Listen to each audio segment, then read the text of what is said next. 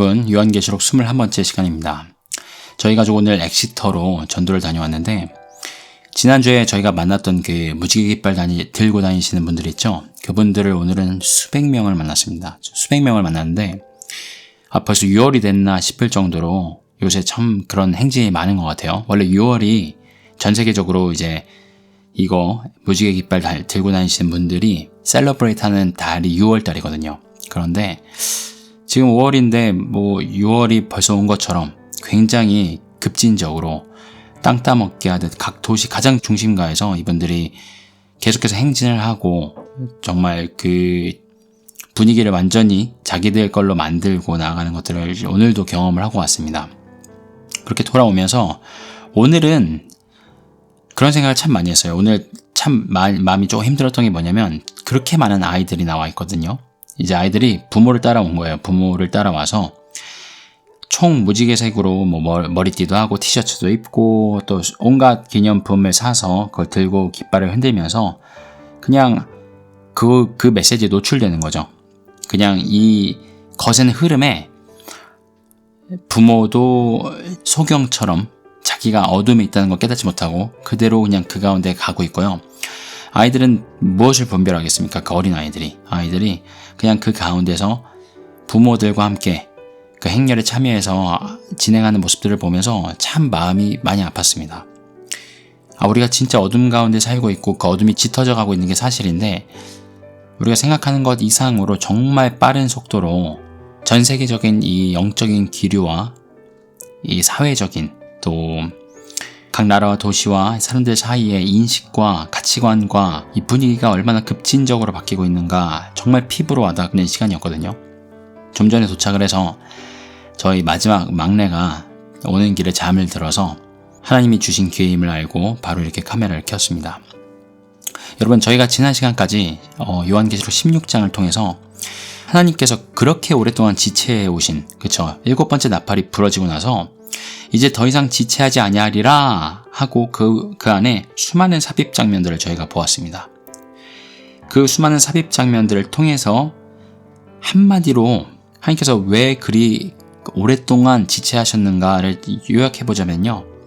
정말 한 영혼을 향하신, 저희는 이미 끝났다, 세상은 멸망의 길로 간다, 인간적인 마음으로는 다 포기할 수밖에 없는 이 악한 세상 가운데 하나님께서는 여전히 한 영혼을 찾고 계셨다는 거, 그 구원의 문을 완전히 닫지 않으시고 기다리고 계셨다는 거, 그리고 그 마지막 대추수 때까지 크신 자비와 긍휼하심으로 그리고 그 공의로우심으로 기다리시다가 이제 모든 것이 준비되자 저희가 지난 시간에 남김없이 아낌없이 하나님의 그 공의의 심판을 부으시는 것을 보았습니다.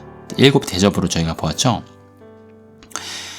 단연코 이 7 대접이 부어지는 장면은 이 마지막 대환란의 클라이막스입니다. 전 지구적으로 더 이상 남김없이 자연 만물과 사람들, 특별히 하나님을 대적하고 하나님의 긍휼하심을 만으로 여기고 하나님께서 끝까지 열어놓으신 그 구원의 길을 붙들지 않은 사람들에게 하나님께서 그들로 하여금 그들의 왕을 따르게 하시고 그들에게 남김없이 진노를 부으시는 장면을 저희가 보았는데요. 그리고 나서 오늘 17장에 아주 굉장히 특이한 장면이 펼쳐집니다. 굉장히 기이해요. 어떤 비밀에 쌓인 큰 음녀가 심판을 당하는 장면을 17장 전체를 할애해서 묘사를 합니다. 근데 이 묘사하는 장면이나 이 성경의 어조가 있잖아요. 이것을 드러내시는 어조가 뭔가를 폭로하시는 것 같습니다. 자, 이 환상을 본 요한도 이게 너무 갑자기 7 대접이 확 부어지고 시원하게 이제 이 전 지구적으로 하나님께서 심판을 부으시고 끝나는 것처럼 보이는 그런 장면인데요. 마치 예수님께서 재림하시는 장면만 남은 것처럼요. 이제 모든 게 정리되는 것 같아 보이는데 오늘 저희가 볼 17장과 다음 주에 살펴볼 18장 이 2장을 할애해서 큰 음녀와 바벨론, 참고로요, 이 큰 음녀를 바벨론이라고도 부릅니다. 어떻게 보면 동일시할 수 있는 이 큰 음녀와 바벨론의 심판을 묘사하십니다. 여러분, 저희가 적그리스도가 하나님을 대적하는 이 용의 어떻게 보면 메시아죠. 이 용의 꼭두각시이자 이 지구상에서 용의 권세를 가장 많이 받은 이 마지막 이 멸망의 아들, 이 존재가 굉장히 비중 있게 다뤄지잖아요. 근데 사실 이 적그리스도가 예수님께서 재림하시면서 심판을 받는 장면은 고작 4절로 간결하게 마무리됩니다. 그런데 저희가 오늘하고 다음 주에 보는 이 큰 음녀와 바벨론의 심판은요, 아주 자세히 이 정체를 폭로하시면서 2장에 걸쳐서 이 클라이막스예요. 이 요한계시록 마지막에 이 클라이막스의 2장이나 할애해서 큰 음녀와 바벨론의 심판을, 그리고 그들의 정체를 폭로하신다는 거죠. 이유가 있겠죠, 여러분? 저희가 그 시점에서 그걸 본다면, 예언된 대로 그가 멸망하는구나, 큰 음녀가 심판을 받는구나, 바벨론이 멸망하는구나, 무너졌도다 큰 성 바벨론이요, 그 영원한 복음의 2번째 천사가 외쳤던 것처럼 그 말씀이 이루어지는구나 라고 이해하면 되겠는데, 그날이 다가오기 전에 오늘을 살고 있는, 그리고 저희뿐만 아니라 인류 역사 가운데 이 말씀을 읽고 묵상하고 깨달을 수 있었던 모든 사람들이요, 내가 지금 살고 있는 이 시대에, 이곳에 큰 음녀가 역사하고 있구나, 내가 바벨론에 살고 있구나 라는 걸 깨달으라고 우리에게 주신 말씀인 줄로 믿습니다. 저희 오늘 본문 17장 바로 함께 읽으시면서 전체 함께 읽고요, 그리고 간단하게 오늘 본문에서 증언하시는 이 음녀의 정체와 또 중간에 섞여있는 적그리스도의 모습, 그리고 이 음녀가 받게 될 심판을 간략하게 정리하고, 그 다음에 저희 다른 성경 본문들과 역사를 통해서 이 성경에서 폭로하시는 이 음녀의 정체 함께 알아보도록 하겠습니다. 요한계시록 17장 전체입니다. 제가 읽어드리겠습니다. 또 7대접을 가진 7천사 중 하나가 와서 내게 말하여 가로되, 이리 오라, 많은 물 위에 앉은 큰 음녀에 받을 심판을 내게 보이리라. 땅의 임금들도 그로 더불어 음행하였고 땅에 거하는 자들도 그 음행의 포도주에 취하였다 하고, 곧 성령으로 나를 데리고 광야로 가니라. 내가 보니 여자가 붉은 빛 짐승을 탔는데 그 짐승의 몸에 참람된 이름들이 가득하고 7 머리와 10뿔이 있으며, 그 여자는 자줏빛과 붉은빛 옷을 입고 금과 보석과 진주로 꾸미고 손에 금잔을 가졌는데 가증한 물건과 그의 음행의 더러운 것들이 가득하더라. 그 이마에 이름이 기록되었으니 비밀이라, 큰 바벨론이라, 땅의 음녀들과 가증한 것들의 어미라 하였더라. 또 내가 보매 이 여자가 성도들의 피와 예수의 증인들의 피에 취한지라. 내가 그 여자를 보고 기이 여기고 크게 기이 여기니, 천사가 가로되 왜 기이 여기느냐? 내가 여자와 그의 탄 바 7머리와 10뿔 가진 짐승의 비밀을 내게 이르리라. 내가 본 짐승은 전에 있었다가 시방 없으나 장차 무적행으로부터 올라와 멸망으로 들어갈 자니, 땅에 거하는 자들로서 창세 이후로 생명책에 농명되지 못한 자들이 이전에 있었다가 시방 없으나 장차 나올 짐승을 보고 기이 여기리라. 지혜 있는 뜻이 여기 있으니 그 7머리는 여자가 앉은 7산이요 또 7왕이라. 5은 망하였고 하나는 있고 다른 이는 아직 이르지 아니하였으나 이르면 반드시 잠깐 동안 계속하리라. 전에 있었다가 시방 없어진 짐승은 8번째 왕이니 7 중에 속한 자라. 저가 멸망으로 들어가리라. 내가 보던 10뿔은 10왕이니 아직 나라를 얻지 못하였으나 다만 짐승으로 더불어 임금처럼 권세를 일시 동안 받으리라. 저희가 한 뜻을 가지고 자기의 능력과 권세를 짐승에게 주더라. 저희가 어린 양으로 더불어 싸우려니와 어린 양은 만주의 주시오 만왕의 왕이심으로 저희를 이기실 터이요. 또 그와 함께 있는 자들을 곧 부르심을 입고 빼내심을 얻고 진실한 자들은 이기리로다. 또 천사가 내게 말하되, 내가 본 바 음녀에 앉은 물은 백성과 무리와 열국과 방언들이니라. 내가 본 바 이 10뿔과 짐승이 음녀를 미워하여 망하게 하고 벌거벗게 하고 그 살을 먹고 불로 아주 사르리라. 하나님이 자기 뜻대로 할 마음을 저에게 주사 한 뜻을 이루게 하시고 저희 나라를 그 짐승에게 주게 하시되 하나님 말씀이 응하기까지 하심이니라. 또 내가 본 바 여자는 땅의 임금들을 다스리는 큰 성이라 하더라. 아멘. 네, 먼저 본문을 통해서 이 음녀의 모습, 특징들을 한번 살펴보도록 할게요. 먼저 이 음녀는요, 많은 물 위에 앉아있다고 합니다. 많은 물 위에 앉아있는 큰 음녀. 근데 오늘 본문의 15절에 이 많은 물 위에 앉은 것이 무엇인지를 바로 설명하시는데요. 백성과 무리와 열국과 방언들이라고 얘기하십니다. 이 물이요. 그러니까 그 물 위에 앉아있다라는 건요, 전 세계를 다스리는 어떤 영이라고도 할 수 있고요. 그렇죠. 권세라고도 할 수 있고, 한 개인으로 보기는 어렵죠. 한 개인이 모든 세상 나라를 다 깔고 앉을 수는 없으니까요. 뭔가 이 영적인 존재가 백성과 무리와 열국과 방언들 그 위에 앉아 있습니다. 그리고 이 음녀는 크다고 합니다. 음녀들이 많이 있죠. 성경에도 보면 이세벨이라는 그런 캐릭터를 통해서도 대표되는, 그리고 잠언서에도 음녀에 대한 이야기가 정말 많이 나오는데, 우리를 미혹하고 유혹하고 생명의 길이 아니라 파멸의 길로 인도하는 이 음녀에 대한 많은 묘사들이 나오는데요. 이 요한계시록 17장에 나오는 이 큰 음녀는요, 그 모든 음녀들을 포괄하는 듯한 모습으로 등장을 합니다. 자, 땅 위의 임금들이면 이제 왕과 권력자들, 지금으로 치면 이제 또 대통령들, 왕이 있는 나라들이 아직도 있지만 그런 권력자들이죠. 그들이 그로 더불어 이 큰 음녀와 더불어 음행하였다고 합니다. 그리고요, 땅에 거하는 자들, 자, 땅에 거하는 자들은 임금이 아닌 자들이니까 일반인이라고 저희가 일반적으로 해석할 수 있겠죠. 종교를 불문하고요, 인종 불문, 문화 불문, 어떤 시대 역사 불문, 이 땅에 거하는 일반인들, 그들이 또한 이 큰 음녀의 음행의 포도주에 취했다고 합니다. 잘 기억해 보세요. 왕들은 그와 더불어 음행했고요, 또한 일반인들도 그의 음행의 포도주에 취했다고 합니다. 열자가 나타나는 장면은요, 붉은 빛 짐승을 타고 등장을 합니다. 그 짐승은요, 몸에 참람된 이름들이 가득하고 7머리와 10뿔이 있습니다. 어디서 많이 봤죠? 네, 적그리스도를 묘사한 장면과 정확하게 일치합니다. 이 큰 음녀가요, 적그리스도를 타고 등장을 합니다. 적그리스도를 탄 자인이 적그리스도는 아니죠. 그리고 사탄은 용으로 계속해서 상징이 되었으니 또한 용도 아닙니다. 이 큰 음녀는 용도 아니고 적그리스도도 아니고 거짓 선지자도 아닌 또 다른 제3의 존재인데, 적그리스도와 관련이 있는 것들을 저희가 볼 수 있죠. 이 여인 역시 자줏빛과 붉은빛 옷을 입습니다. 어떤 색 옷을 입었다라고 묘사하는 장면이 굉장히 흥미로운데요. 이 색이 상징하는 바가 있겠죠. 그렇죠? 어떤 색의 옷을 입었다라고 굳이 묘사를 한 이유가 분명히 있을 텐데요. 조금 이따가 더 자세히 살펴보고요. 금과 보석과 진주로 꾸몄다고 합니다. 저희가 일반적으로 금, 보석, 진주 하면요, 이 세상에 각종 좋은 것들이죠. 이제 값어치가 있고, 또 여성분들이 대부분 좋아하시는, 그리고 여성분들뿐만 아니라 이 값어치 때문에 이제 모든 사람들이 갖고 싶어하는 모든 것들을 갖고 있는 존재로 보여집니다. 손에는 금잔을 들었는데요. 금잔에 가증한 물건과 그의 음행에 더러운 것들이 가득합니다. 이 컨트라스트가 보이시나요? 금잔은요, 보통 왕이나 고결한 사람들, 높은 지위에 있는 사람들, 저는 금잔 한 번도 들어본 적이 없습니다. 비싸죠? 겉으로 보기에는 굉장히 화려하고, 금잔이라는 굉장히 세련돼 보이고 고결해 보이고 겉으로 보기에는 괜찮죠. 근데 그 안에 뭐가 있다고요? 각종 가증한 물건과 음행이 가득하다고 합니다. 그리고 이 음녀의 이마에 이름이 적혀져 있습니다. 자, 이마에 뭐가 적혀 있다라는 얘기가 굉장히 많이 나오죠. 14만 4천이 먼저 하나님의 인을 이마에 이제 받았었던 장면을 저희가 기억할 수 있고요. 짐승이 또 자기에게 경배하는 자들, 그 우상에게 전하는 자들에게 자기의 표를 그 이마와 손에 받게 합니다.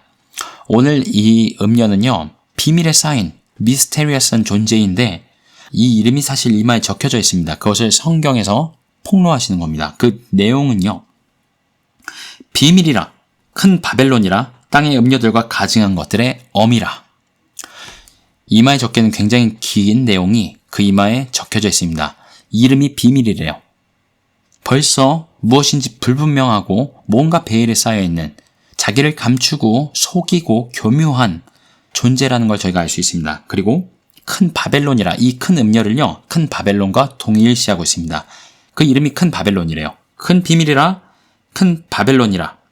그리고 땅의 음녀들과 가증한 것들의 엄이라. 제가 아까도 말씀드렸지만 성경에 음녀에 대한 묘사들이 정말 많이 나오는데, 잠언서에 보면 이 음녀가 지혜 없는 소년들을 공략하고 이제 표적으로 삼아서 내 남편이 어디 멀리 갔는데 나와 함께 오늘 좋은 밤을 보내자 이러면서 그 영혼이 마치 도살장에 끌려가는 소와 같고 스올과 음부로 지옥으로 끌려가는 마치 사냥꾼한테 잡힌 죽을 목숨인 동물과 같이 비유되는 장면들 기억나시죠?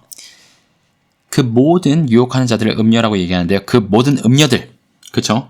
땅의 음녀들과 모든 가증한 것들의 엄마가 된다고 합니다. 그리고 저희가 다음 시간에 살펴볼 이 큰 성 바벨론의 몰락, 이 바벨론을 묘사하는 장면에서도 같은 내용이 18장에 나오는 내용인데요. 귀신의 처소와 각종 더러운 영이 모이는 곳, 그리고 각종 더럽고 가증한 새에 모이는 곳을 바벨론이라고, 큰 성 바벨론이라고 묘사하는데요. 성경이 증언하시는데요. 그게 이 큰 음녀의 모습과 달라 보이지 않습니다. 모든 땅의 음녀들의 어미, 가증한 것들의 어미, 또 귀신의 처소, 각종 더러운 영이 모이는 곳, 그리고 마지막으로 이 큰 음녀가요, 성도들의 피에 취해 있습니다. 이 큰 음녀가 예수 그리스도를 믿는 자들, 예수를 구주로 받아들이고요, 하나님을 섬기는 성도들을 잡아 죽였다는 거죠. 그들의 피에 취해 있다고 합니다. 자, 이게 바로 오늘 본문의 17장 1절에서 6절까지 성경에서 묘사하시고 폭로하시는 큰 음녀의 모습이고요. 그리고 나서 이어지는 8절에서 14절에는 갑자기 이 탄 짐승에 대한 이야기가 나옵니다. 아까도 말씀드렸지만 이 큰 짐승, 이 타고 나온 붉은빛 짐승은 적그리스도입니다. 적그리스도의 묘사와 정확하게 일치하는데요. 적그리스도는 저희가 전에 살펴보았으니까 간략하게만 8절에서 14절 말씀을 통해서 살펴봅니다. 자, 7머리는 여자가 앉은 7산이요 또 7왕이다 라고 이야기를 하는데요. 그 7머리, 자, 짐승의 7머리를 갖고 있는데 그 여자가 그 위에 앉아있다고 합니다. 그리고 그것을 7산이라고 묘사를 합니다. 보통 산은요, 나라로도 대치가 되는, 그러니까 바꿔서 쓸 수 있는 표현입니다. 7산, 그리고 7나라라고도 볼 수 있고요. 그리고 또 뭐라고 그러죠? 또 7왕이라. 그쵸? 그러니까 왕과 그들의 나라, 킹덤이죠. 한 왕이 이끌었던, 세우고 이끌었던 그 나라 위에 이 음녀가 깔고 앉아 있었던 거죠. 자, 그 7산, 7왕을 묘사하기를 5은 망하였고 하나는 있고 다른 이는 아직 이르지 아니하였으나 이르면 반드시 잠깐 동안 계속하리라. 자, 5은 이미 역사 가운데 사라졌다고 합니다. 이거를 보통 이제 다니엘서에 나오는 그 느부갓네살 신상에서 이제 보여지는 그 나라들 있죠. 그것과 동일시해서 해석하는 한 또 견해가 있고요. 또 역사적으로 이제 세계 패권 국가였고 하나님을 대적했던 나라들이 있습니다. 그 나라들을 이제 처음부터 카운팅하는 그런 이제 해석도 있는데요.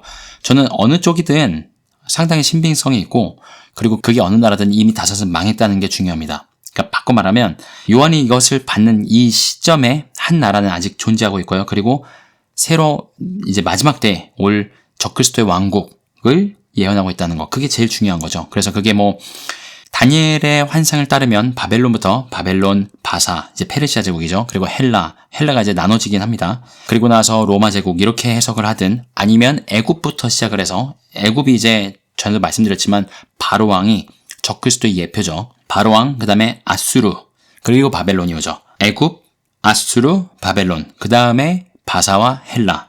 그러면 로마가 6번째가 되니까 그렇게 해석을 해도 크게 이제 벗어나진 않는데요. 자, 어떻게 해석을 하시든 상관없습니다. 중요한 건 이 5나라는 망했다는 거예요, 이미. 그리고 이 음녀가 요한이 이 계시를 받고 있는 이때에 하나를 깔고 앉아 있습니다. 그게 바로 로마 제국이겠죠. 그리고 적그리스도의 그 제국, 그 나라가 아직 이르지 아니하였다라고 증언하고 있습니다. 자, 그리고 나서 약간 이해하기 어려운 표현이 하나 나오는데요. 자, 이 7번째 왕이 아직 이르지 않았는데 이르면 반드시 잠깐 동안 계속 있다가, 자, 잠깐 동안 계속 있다는 얘기는 금방 없어진다는 얘기죠. 없어지고 나서 그 다음 절에 보면 전에 있다가 시방 없어진 짐승은 8번째 왕이니, 분명히 7머리라 그랬는데 8번째 왕 이야기가 나옵니다. 7 중에 속한 자라고 해요. 그리고 저가 멸망으로 들어가리라. 자, 이 내용을 보아서 이 8번째 왕이 적그리스도를 묘사하고 있다는 거 알고 있습니다. 그래서 이 7번째 왕과 8번째 왕이 동일 인물인가? 그래서 전에 보면 이 적그리스도가 등장할 때 죽었다가 살아나는 거짓 부활쇼를 할 거다라고 저희가 내용을 살펴보았는데요. 그 내용을 증언하시는 것인지, 아니면 7번째 적그리스도 예표가 왔다가 그가 잠깐 있다가 가고, 하지만 그 7에 속했던 8번째 적그리스도가 다시 일어난다는 말씀이신지 저희가 정확하게 다 뜻은 알기가 어렵습니다. 저는 잘 모르겠습니다. 하지만 중요한 것은 이 음녀와의 관계가 어떻다고요? 이 음녀가 이 짐승을 깔고 앉아 타고 있다는 겁니다. 인류 역사 내내 가운데 만국의 임금들, 그리고 땅에 관한 자들을 음행케 하고 그 포도주를 취하게 한 자, 이 음녀가 이 짐승을 깔고 타고 있다는 거죠. 자, 이 짐승에 10개의 뿔이 있는데 이 10뿔은 10명의 왕이고요. 아직 나라를 얻지 못하였다. 바꿔 말하면 이 8번째 왕으로 묘사된 적그리스도가 등장했을 때 그 당시에 있을 10개의 나라들입니다. 이 10개의 나라들의 왕이죠. 이 10왕이 얼라이언스죠. 적그리스도와 함께 연방국을 형성할 것입니다. 그래서 그들을 묘사할 때 다만 짐승으로 더불어 임금처럼 권세를 일시 동안, 자, 한 3년 반쯤 되겠죠. 일시 동안 받으리라. 그리고 그의 심판, 적그리스도의 심판은요, 어린 양은 만주해 주시오 만왕의 왕이심으로 저희를 이기실 터 하고 예수 그리스도께서 직접 재림하셔서 이 적그리스도 이 짐승을 심판하실 것을 이곳에서 정확하게 예고하고 있습니다. 그게 바로 다다음 장에 이제 저희가 보게 될 것이고요. 그리고 저희가 저저번 시간에 봤던 짐승을 이긴 자들, 여기에 다시 한번 나오는데요. 이기는 자들에 대한 묘사가 나옵니다. 곧 부르심을 얻고 빼내심을 받고 진실한 자들은 이기리로다. 이 단어들이 정말 저희에게 말씀하시는 게 오늘 본문의 내용과 정확하게 일치를 하는데요. 이 음녀가 그리고 이 바벨론이요. 전 세계 역사 인류 가운데 저희를 깔고 앉아 있습니다. 저를 포함해서요. 저희 모두를요. 저희가 1000년 전에 태어났든 기원전에 태어났든 서양에서 태어났든 동양에서 태어났든 아프리카에서 태어났든 상관없이요. 저희 모두를 깔고 앉아 있는 이 큰 음녀, 이 물을 깔고 앉는 큰 음녀, 그리고 적그리스도의 예표로 하나님을 대적하는 전 세계 패권 국가들, 그 왕들을 음행케 하고 그들을 깔고 앉아서 그들을 다스리는 큰 성으로 묘사되는 이 이름이 바벨론이고 큰 비밀이라고 하는 큰 음녀, 이들을 이긴 자들은 어떤 자격이 필요하냐고 오늘 증언하시냐면요. 부르심을 받아야 합니다. 성도를요, 세상으로부터 부르심을 받은 자들이라고 저희가 보통 이야기하죠. 근데 부르심을 받은 사람은 많습니다, 사실. 제가 오늘도 복음 전하면서 수많은 사람들이 그 인비테이션을, 그 부르심을 들었습니다. 그런데 반응한 사람은 굉장히 적죠? 예전에도 예수님께서 천국에 대한 비유를 얘기하시면서 혼인잔치 이야기를 하시죠. 청함을 받은 사람은 많되 택함을 받은 자는 적으니라 분명히 얘기하십니다. 자, 부르심이 모든 조건에 충족 조건은 아닙니다. 부르심을 받고요. 그 다음 두 번째가 뭐죠? 빼내심을 받은 자. 바꿔 말하면요. 분리된 자들입니다. 저희가 이 분리됐다는 내용을 조금 더 다른 말씀들을 통해서 오늘 살펴볼 것이고요. 그리고 세 번째, 진실한 자들입니다. 왜 진실한 자들이 나올까요? 그게 오늘 이 큰 음녀가 우리를 미혹하고 속이는 그의 가장 큰 계략과 연관이 되어 있기 때문입니다. 그래서 이 이긴 자들이 여기 갑자기 등장을 해서 그들의 묘사가, 이 이긴 자들의 모습이 묘사된 게 분명히 이유가 있다는 거죠. 자, 그리고 마지막 16절에서 18절에 이 큰 음녀가 받는 심판이 묘사가 됩니다. 자, 이 열불과 짐승이 음녀를 미워하여 망하게 하고 벌거벗게 하고 그 살을 먹고 불로 아주 사르리라. 분명히 이 짐승을 타고 있었습니다. 그렇죠? 이 짐승의 7머리 여인이 다스렸고요. 8번째 머리가 나오고, 그리고 10개의 뿔이 거기서 열 왕이죠. 이 짐승과 함께 잠깐 동안 다스리는 권세를 받는 이들이 여태까지 음녀와 아주 잘 지냈습니다. 이 음녀의 다스림을 받았습니다. 그래서 오늘 마지막 절에 네가 본 바 여자는 땅의 임금들을 다스리는 큰 성이라 분명히 왕들을 다스리는 자다라고 묘사가 되어 있죠. 어마어마한 권세이고 대단한 존재로 묘사가 되어 있는데요. 근데 이 마지막 장면에 이 짐승 자체가, 그리고 이 열뿔이요, 음녀를 미워하게 됩니다. 그래서 그 음녀를 망하게 하고 벌거벗게 하고요, 살을 먹고 아주 불로 사르게 된다고 합니다. 이게 바로 음녀의 심판입니다. 하나님께서 짐승을 들어서 음녀를 심판하시는 것이죠. 그리고 마지막으로 하나님께서 이 10개의 뿔들에게 자기 뜻대로 할 마음을 저에게 주사 한 뜻을 이루게 하시고, 자, 한 마음으로 누구를 섬기게 하냐면요, 저희 나라를 그 짐승에게 주게 하시되 짐승을 따르게 하십니다. 자, 분명히 여태까지 음녀를 따라오다가 이제 음녀는 자기가 다스리던 짐승과 그 10뿔에 의해서 심판을 당하고, 이 10뿔이요, 이 짐승에게, 이 8번째 머리에게 자기의 나라를 바칩니다. 그게 하나님의 말씀이 응하기까지 그렇게 허락하신다고 합니다. 적그리스도와 그 10개의 연합국이 음녀를 심판하는 도구로 사용된다는 얘기고요. 10개국이 적그리스도에게 자발적으로 자신들의 나라와 권세를 바친다는 이야기입니다. 자, 오늘 성경에서요, 이 음녀의 정체를 폭로하고 계십니다. 자, 음녀의 뜻이 무엇이죠? 음란한 여인이죠. 한 명의 여인으로 어떤 인격으로 묘사가 되어 있는 이 존재는 비밀입니다. 이름 자체가 비밀이에요. 미스테리고요. 비밀스럽게 인류 역사상 자신을 숨겨오면서 모든 나라와 역사와 문화 가운데 왕과 임금들, 권세와 권력들과 더불어 음행케 하고요. 온 세상 사람들을 깔고 앉아서요, 그의 포도주를 취하게 해버렸습니다. 그리고 성도들과 예수의 증인들을 핍박하고요, 순교케 하고요, 그 피를 흘리게 하고 그 피에 취해 있는 존재입니다.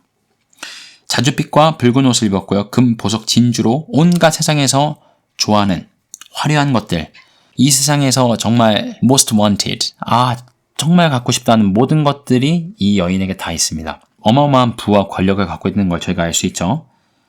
그걸로 자기를 꾸몄고요. 손에 가증함과 음행이 가득한, 겉으로 보기에는 멋진 금잔인데 겉으로 보기에는 굉장히 고결해 보이는데 그 안에는 온갖 가증한 것과 음행이 가득한 그런 여인입니다. 그 이마에 비밀이라 큰 바벨론이라 땅의 음녀들과 가증한 것의 어미이다. 자, 여기까지 보면요. 이 음녀가 육체를 가진 한 명의 개인이라고 이야기할 수는 없습니다. 그렇죠? 그리고 이름만 대면 알 수 있는 한 나라라고 이야기할 수도 없습니다. 왜냐하면 모든 나라를 다스리는 큰 성이라고 분명히 묘사가 되어 있기 때문이죠. 그리고 이 짐승을 탔는데 이 짐승이 이미 5은 오래전에 망한 인류 역사 내내 이 음녀가 모든 왕들을 주관하는 존재였다라는 걸 증명하고 계시죠. 또한 모든 가증한 것들과 음녀들의 어미, 자, 모든 것이 여기서 태동이 됐다는 겁니다. 이 땅에 음녀들이 많고요. 가증한 영들, 또 귀신들이 많은데 다 이 음녀로부터 그게 태동되었대요. 시작됐다는 거죠. 그리고 어떤 집합소라는 개념으로도 묘사가 됩니다. 그 바벨론의 묘사 중에 있죠. 귀신의 처소와 각종 더러운 영에 모이는 곳, 집합소라고도 묘사가 됩니다. 그래서 이 음녀의 정체를요, 저희가 이 성경의 증언들을 통해서 생각해보면 이 음녀는 인류 역사 가운데 모든 민족과 문화와 모든 방언들 가운데, 나라들 가운데 역사했던 하나의 영이라고도 할 수 있고요. 악한 영이죠. 그리고 여성형 한 인격으로 그려졌다는 거. 왜 여성형으로 그려졌을까 꼭 생각을 해보세요. 저희가 앞으로 그걸 살펴볼 것이고요. 정말 인류 역사상 모든 왕들과 권세들을 정말 쥐락펴락했던 유일한 존재. 그럴 만한 존재가 무엇이 있을까요? 한 나라가 다른 나라를 그렇게 할 수는 없습니다. 그리고 그 나라는 몇천 년 전에 존재했던 나라 중에 지금도 존재하는 나라들이 있나요? 똑같은 권세로요? 없습니다. 다 지금 최강대국이라고 얘기하는 미국도, 러시아도요. 그 전에 강대국이었던 제가 살고 있는 영국도요. 그 전에는 없었습니다. 자, 이 음녀가 될 수 있는 캔디데이트, 후보자가 누가 있을까요? 무엇이 있을까요? 개인도 아니고요. 나라도 아니고요. 어떤 영인 것 같은데 이걸 참고하면서 단 하나의 인류 역사상 저희가 알아볼 수 있는 단 하나의 존재, 단 하나의 어떤 것, 후보자를 발견하게 되는데요. 그것이 바로 종교입니다. 인류 역사는 종교의 역사라고 해도 과언이 아닙니다, 여러분. 저희가 살고 있는 시대야 무신론이 지배를 하고 과학과 진화론 이런 것들을 어렸을 때 배우니까, 그리고 기술이 발달하니까 사람들이 신이 어딨어? 라고 생각하는 그 피상적인 레벨에서는 신이 없다라고 생각하는 게 깔려 있잖아요. 그것도 믿음입니다, 여러분. 무신론도요, 믿음이에요. 어마어마한 믿음입니다. 아무것도 없는 데서 엄청난 빅뱅 때문에 모든 것이 태어났다, 존재하게 됐다. 내가 정말 천천히 수억 년의 생활 동안 진화한 그 진화의 존재다. 그건 굉장한 믿음입니다. 진짜. 문제는 파멸을 이끄는 믿음, 거짓된 것을 믿는 믿음이어서 문제죠. 자, 이 근대만 빼면요, 인류 역사는요, 모두 종교가 지배하고 이끄는 역사입니다. 얼마나 종교의 영향력이 대단했는지 여러분 성경만 읽어봐도요, 그리고 일반 역사서를 읽어봐도요, 상상을 초월합니다. 정말 상상을 초월하는. 그리고 저희도 사실 그리스도인으로서요, 그리고 다른 종교를 믿는 사람들의 삶 가운데 그 종교가 미치는 영향력을 보잖아요. 상상을 초월합니다. 그 개인의 삶, 또 그 가정의 삶, 그리고 그 문화를 전반적으로 지배하고 있고요.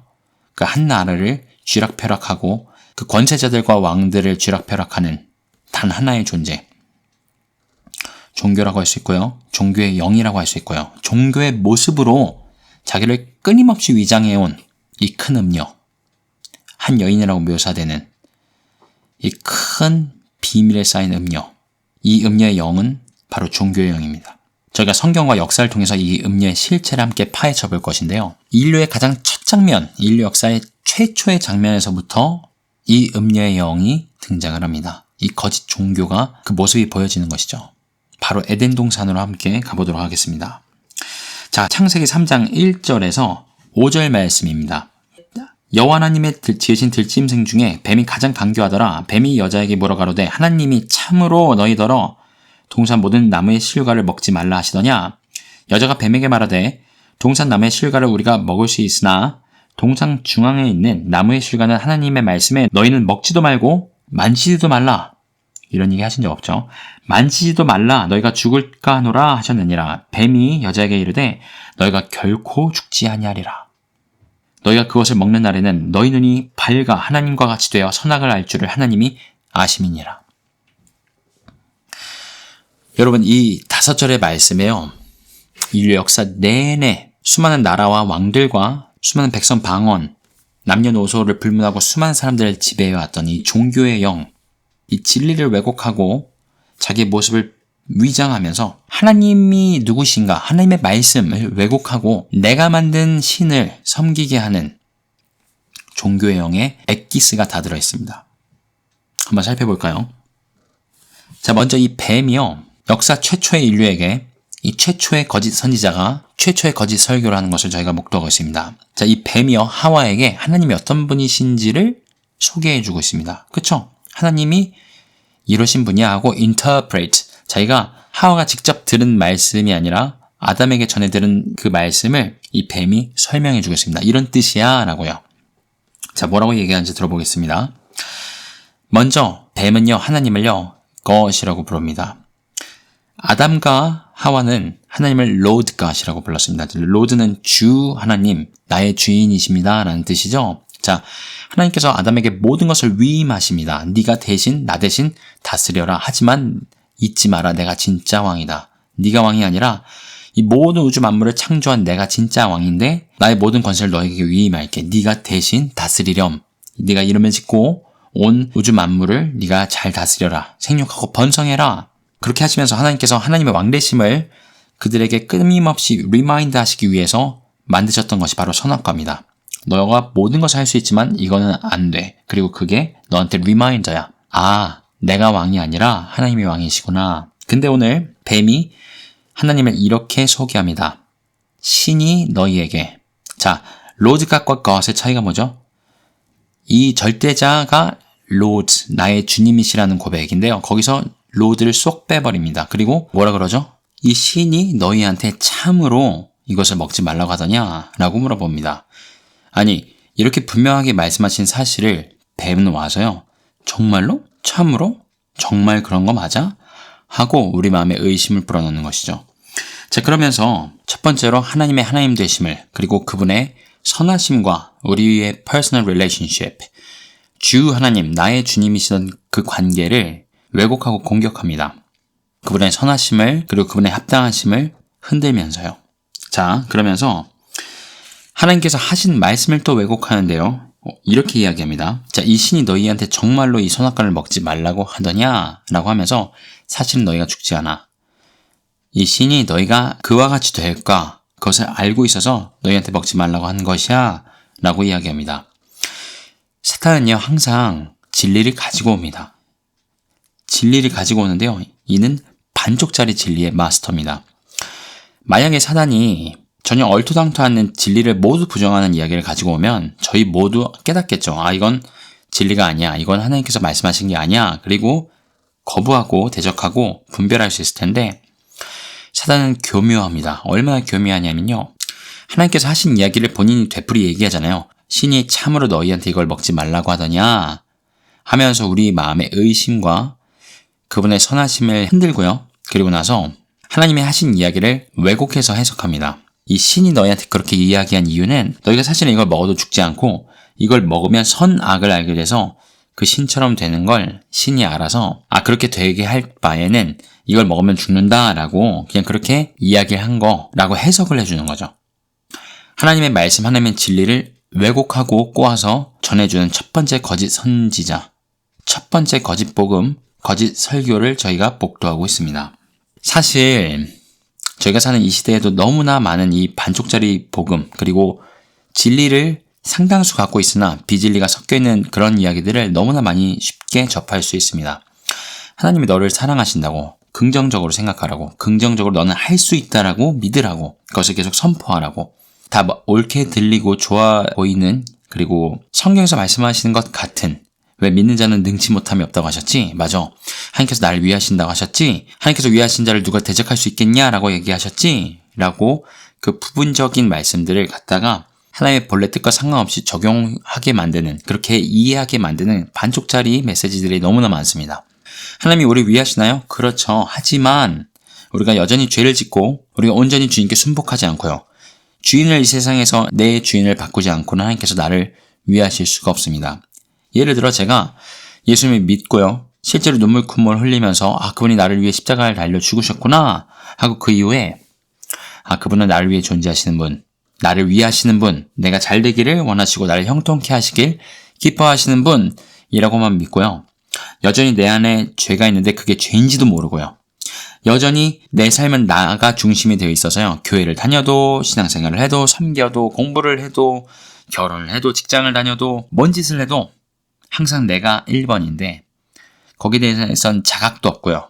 그 자리를 하나님께 내어드려야 된다라는 내가 그리스도 예수와 함께 십자가에 못 박혀서 이제는 내가 산 것이 아니고 이제는 나를 사랑해서 나를 위하여 자기 아들을 보내신 하나님의 아들 예수 그리스도를 믿는 믿음 가운데서 사는 것이라 그래서 내가 세상에 대해서 죄에 대해서 죽은 자가 되고 십자가에 대해서 하나님의 의에 대해서 산 자가 되었다는 그 진리는 내 삶에 적용하기엔 너무 부담스럽고요.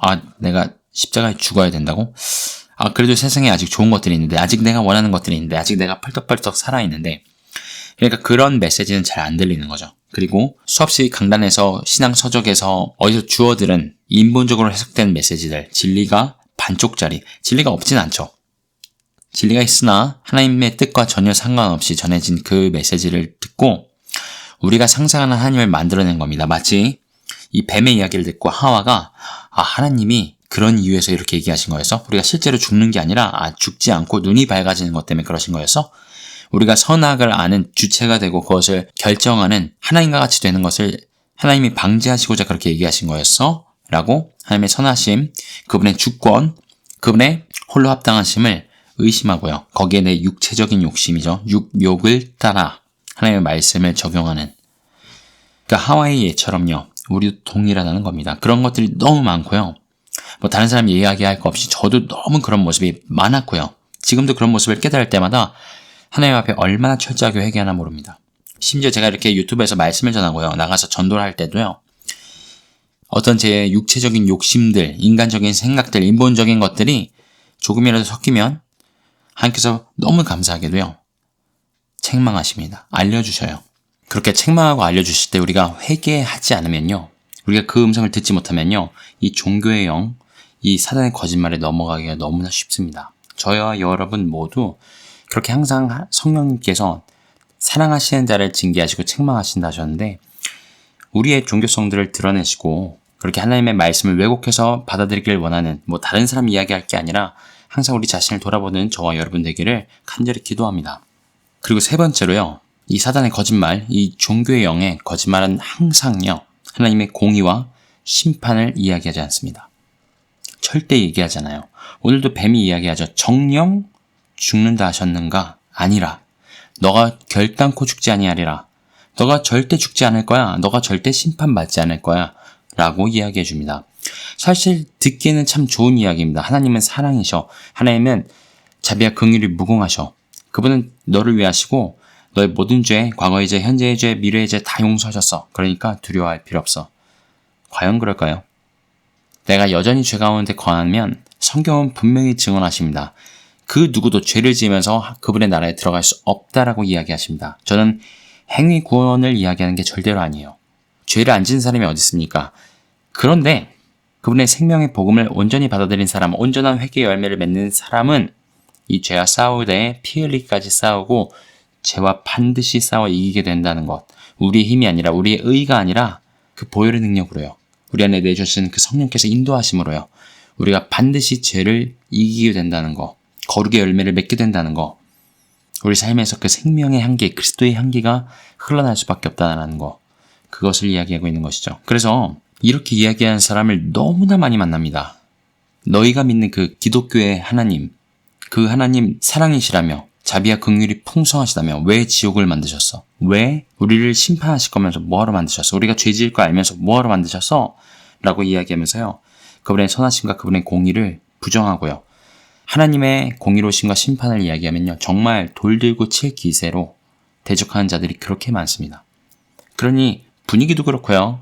교회 내에서도 그런 이야기를 하기가 너무 점점 더 어려워지죠.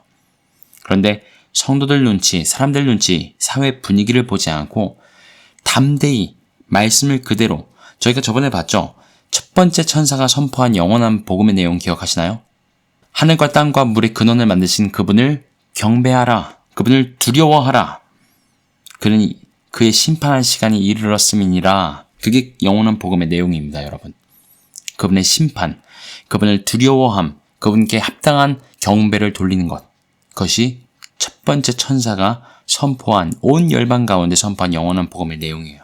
그리고 이 마지막 때에 저희가 반드시 선포해야 될 내용인 줄로 믿습니다. 하지만 반대로 이 뱀의 거짓말, 사탄의 거짓말, 그리고 이 종교의 영은요, 우리가 죄 가운데 심판받을 것을 망각하게 합니다. 그런 일이 없을 거라고 착각하게 하고요. 그 안에서 안주하게 합니다. 그리고 그걸 통해서 파멸의 길로 가도록 합니다. 참 무섭습니다. 이 교묘한 거짓말. 그리고 마지막으로요. 이 거짓말, 이 모든 종교의 토대를 놓는 이 종교의 영의 역사는요, 모든 선악의 기준을 뒤바꿔 버립니다.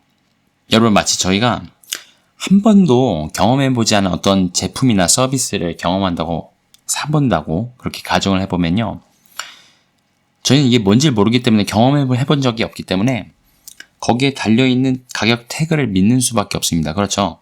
그런데 이 가격 태그가 엉망진창이라면요, 정말 싸구려 값싼 것에 정말 어마어마한 가격 태그가 붙어있고 정말 값어치 있는 그것에 아주 푼돈의 가격 태그가 붙어있다면 저희가 그것을 어떻게 분별할까요? 인간이요, 삶을 미리 살아보는 사람이 없습니다. 인생을 살아가면서 이 세상의 기준이요, 이 뱀이 한 거짓말, 그래서 우리가 선악의 기준을 스스로 결정하는, 선악과를 따먹고 내 눈에 좋은 것, 나를 기분 좋게 하고 내가 보기에 옳아 보이는 것, 그게 옳은 것, 그게 선, 날 기분 나쁘게 해서, 나를 화나게 해서 악한 것, 그렇게 내가 선악의 기준을 세우고 내 삶을 살아가면서 모든 선악의 기준이 바뀌어버립니다. 그 안에는 하나님의 절대 기준을 찾아볼 수가 없고요.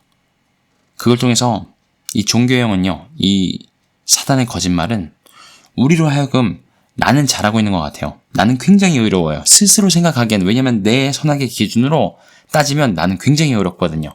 굉장히 훌륭한 사람인데 그들의 목적은 우리가 그렇게 스스로를 속이고 스스로 선악의 기준이 돼서요, 하나님의 진노를 쌓게 만드는 겁니다. 하나님은 공의로우셔서요, 우리가 죄를 행하면 반드시 심판하실 수밖에 없으세요. 근데 이 종교의 영은요, 우리가 스스로 죄인인 걸 깨달으면요, 예수께로 나아갈 수가 있는데 우리를 스스로 의롭게 만들어서요, 착각하게 만들어서 예수께로 나아가지 못하게 한다는 겁니다. 예수님과 수없이 만났던, 예수님이 이렇게 수없이 책망하셨던 종교 지도자들 기억나시나요? 바리새인들, 대제사장들, 사두개인들, 율법학자들 다 동일합니다. 너희가 그렇게 모세 율법을 가진 자라고, 아브라함의 자손이라고 주장하면서 너희가 진짜 내 아버지를 알았다면 나를 영접하였을 것이니라. 너희는 율법의 의미를 전혀 알지도 못하고 소경이 소경을 인도한다고 자기도 질 수 없는 짐을 지고 다른 사람에게 지우는 자, 이 작은 소인들을 실족해 하는 자, 회칠한 무덤, 그 안에 온갖 더럽고 탐욕적이고 음란한 것들이 가득함에도 겉으로는 너무 세련되고 종교적으로 존경받고요, 권력을 누리고요, 그 종교적 의의로 다른 사람들을 판단하고요. 그런 종교인의 모습이, 그런 선악이 뒤바뀌어버리고요, 절대 기준이 없는 모습, 그것이 이 음녀가 온 세상 만국을 다스리고 취하게 하는 그녀의 계략의, 이 거짓말의 본질입니다. 자, 정리하면요, 저희가 창세기 3장에 등장하는 이 뱀의 거짓말을 통해서 4가지 포인트를 살펴보았습니다. 첫 번째 뭐였죠? 하나님의 하나님 되심, 그분의 선하심, 그분의 우리와의 관계, 우리의 주인 되심을 부정하고요, 왜곡합니다. 두 번째, 하나님의 말씀을 왜곡하죠. 말씀을 왜곡하는데 말씀을 다 부정하진 않습니다. 그러면 사람들이 믿지 않을 테니까요. 반쪽짜리 진리를 가지고 와서 자기 멋대로 해석을 합니다. 이런 뜻이라고요. 그리고 그걸 통해서 사람들의 육체의 욕심을 자극합니다. 세 번째, 하나님이 공의와 심판을 절대 이야기하지 않습니다. 하나님은 공의로우십니다. 하나님은 죄를 미워하십니다. 죄인은 사랑하시지만요, 용서하길 원하시지만요, 죄는 미워하십니다. 절대 그 얘기를 하지 않습니다. 죄의 삭은 사망이라는 거. 그 사망 후에 우리가 그냥 죽어서 없어지는 것이 아니라 하나님의 공정하신 심판이 우리를 기다리고 있고, 그 이후에 영원한 형벌이냐 아니면 영원한 생명이냐, 그 두 길밖에 없다는 걸 절대 이야기하지 않습니다. 괜찮아. 따뜻한 물에 죽어가는 개구리 이야기 아시죠?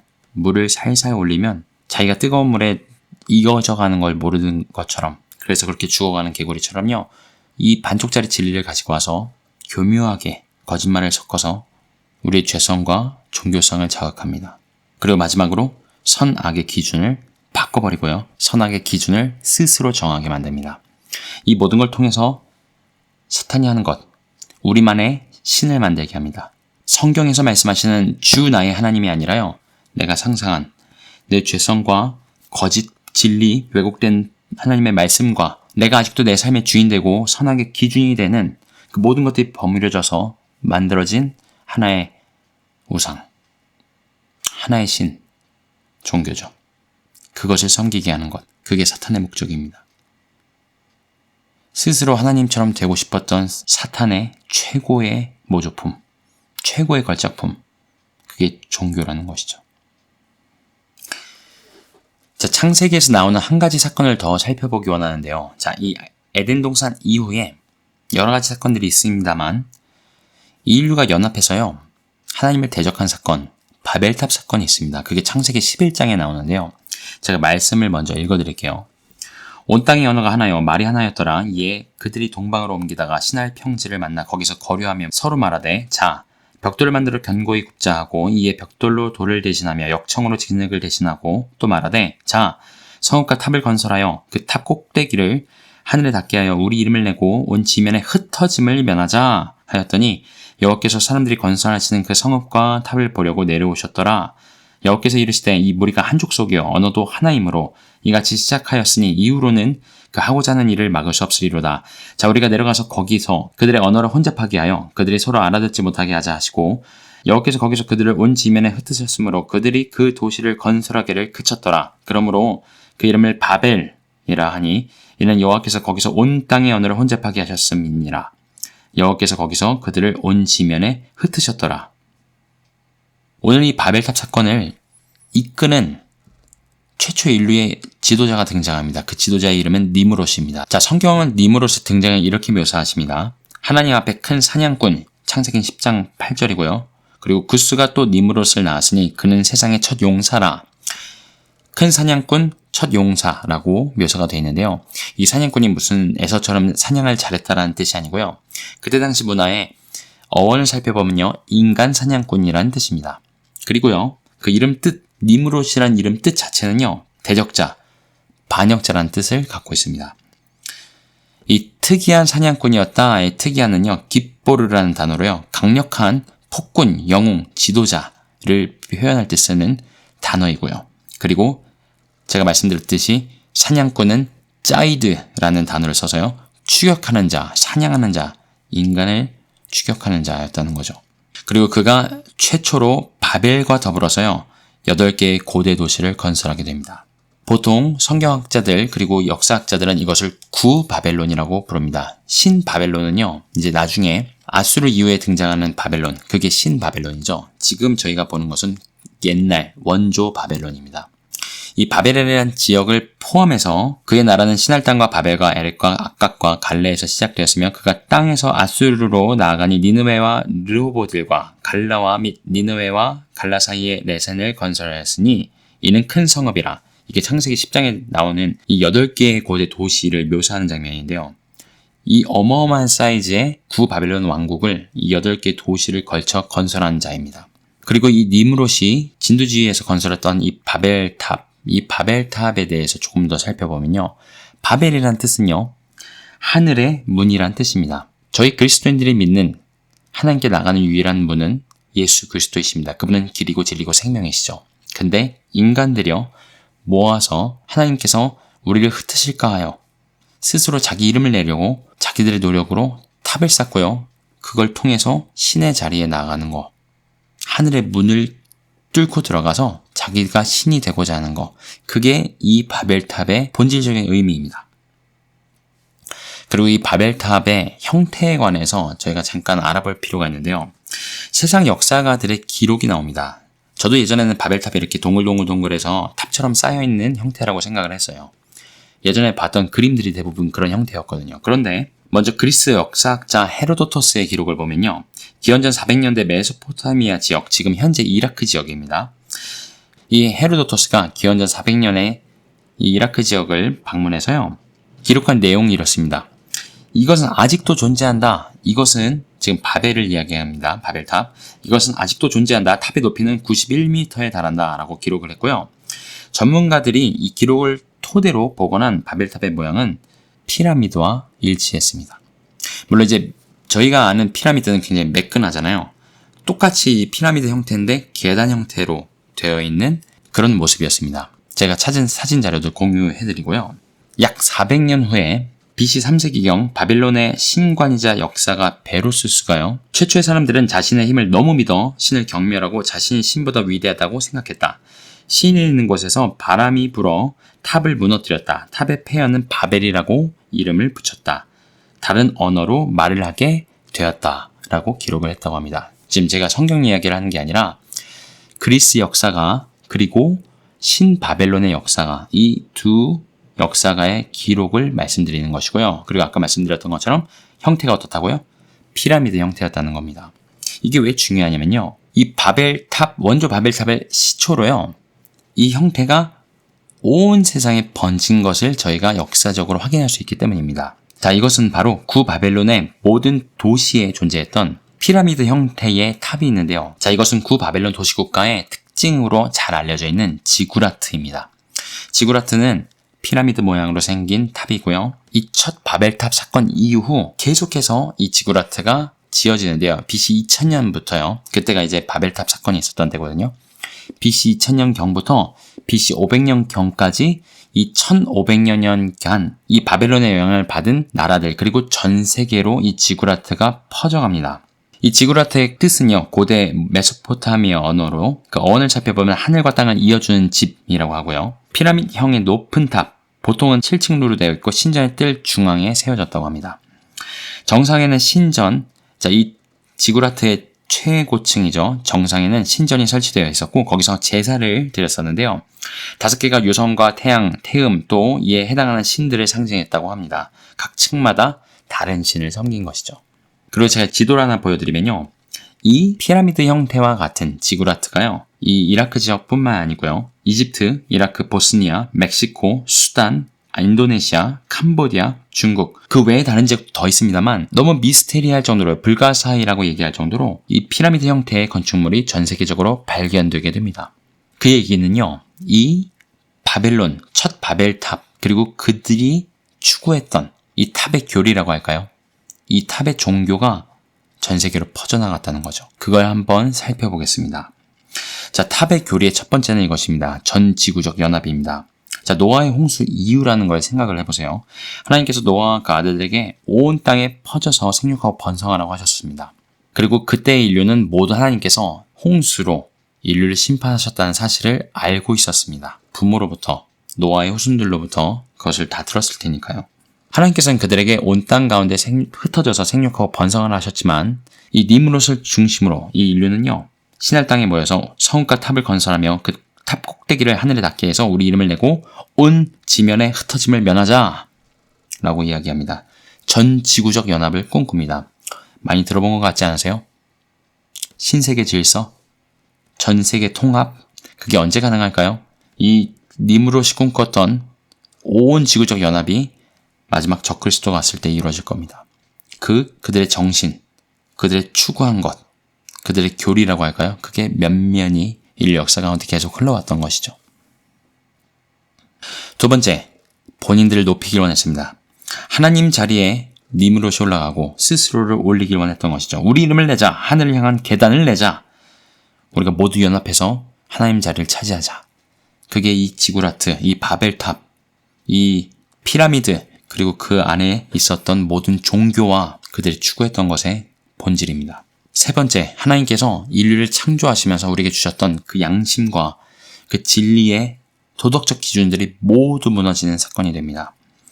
하나님 말고 우리 이름을 내고 우리가 원하는 세상을 만들자. 우리의 유토피아를 만들자.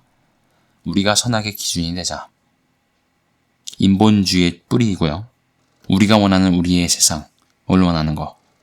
이건 너무 새롭지 않으시죠? 이 세상 전체가 그러니까요. 우리가 살고 있는 세상이 그렇죠.